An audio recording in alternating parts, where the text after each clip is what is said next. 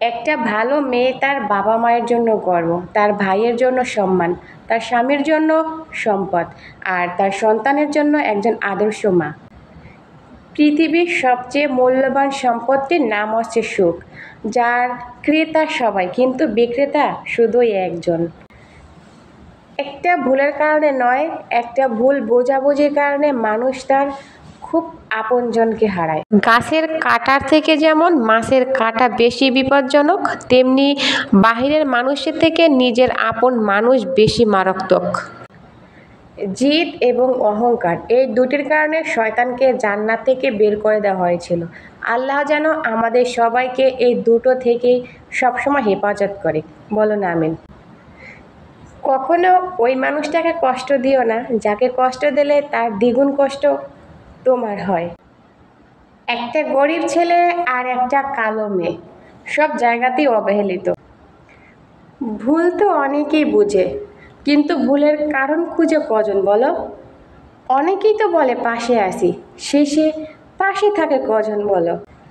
বাবা হলেন সেই সম্মানিত ব্যক্তি যার এক ফোঁটা ঘামের মূল্য দিতে আমরা ব্যর্থ। জীবনের প্রতিটি পা খুব সাবধানে ফেলো, কারণ বহু মানুষ বসে আছে তোমার একটা ভুল ধরার জন্য। আত্মসম্মানে আঘাত লাগলে অনেক সরল মানুষটাও একদিন ঘুরে দাঁড়াতে শিখে যায়। চোখে দেখা সব জিনিস যেমন সত্য হয় না, তেমনি কাছে আসা সব মানুষও আপন হয় না। ব্যথা পেয়ে মানুষের সামনে কাঁদবেন না, কারণ মানুষ আপনাকে কাঁদানোর জন্যই ব্যথা দেয়।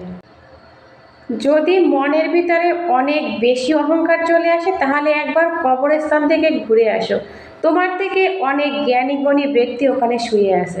এই পৃথিবীতে দুই ধরনের মানুষ বড্ড অসহায়, রূপ ছাড়া নারী আর টাকা ছাড়া পুরুষ। মানুষের দাম কখন বেড়ে যায় জানো?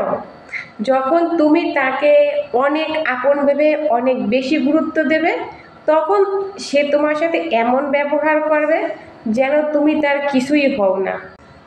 হাজারো পরক্রিয়া করে দেখো, আলাদা কোনো সুখ খুঁজে পাবে না, কিন্তু স্বামীর প্রতি স্ত্রী এবং স্ত্রীর প্রতি স্বামী আসক্ত হয়ে দেখো, সুখের অভাব থাকবে না।